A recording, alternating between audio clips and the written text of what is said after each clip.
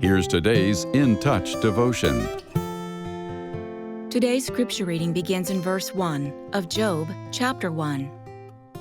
There was a man in the land of Uz whose name was Job, and that man was blameless, upright, fearing God, and turning away from evil.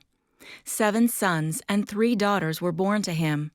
His possessions were 7,000 sheep, 3,000 camels, 500 yoke of oxen, 500 female donkeys, and very many servants.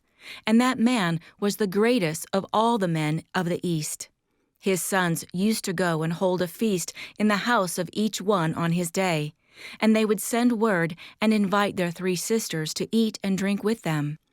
When the days of feasting had completed their cycle, Job would send word to them and consecrate them, getting up early in the morning and offering burnt offerings according to the number of them all.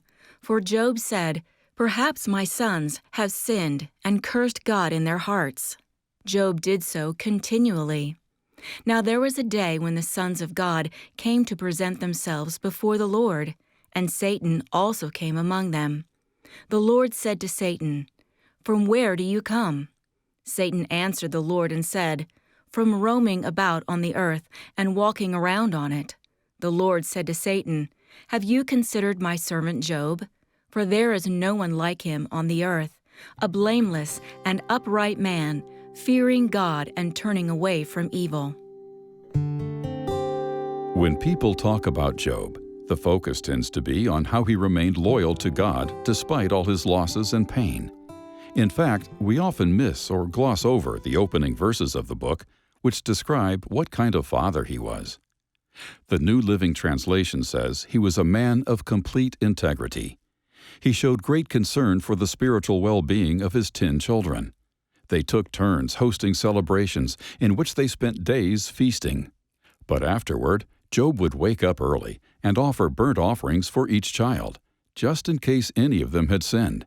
He had such reverence for God that he did all he could to make sure his beloved children had a right standing with the Lord.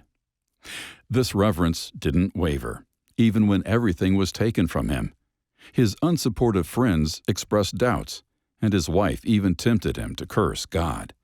But Job continued to honor his Creator and believed God would reign in the end. Living reverently before God day by day isn't just the appropriate thing for those of us who are believers to do. Doing so shapes our view of life and aligns our heart with His, no matter what comes our way.